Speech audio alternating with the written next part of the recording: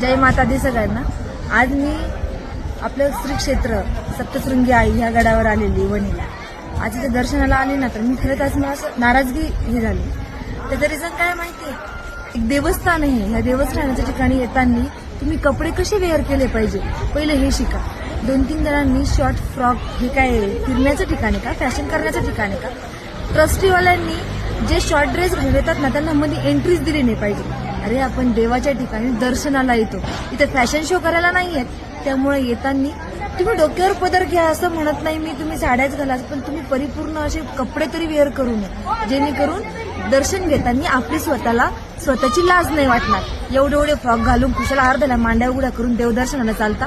कशाला येतात देवदर्शनासाठी फोटोशूट करायला का?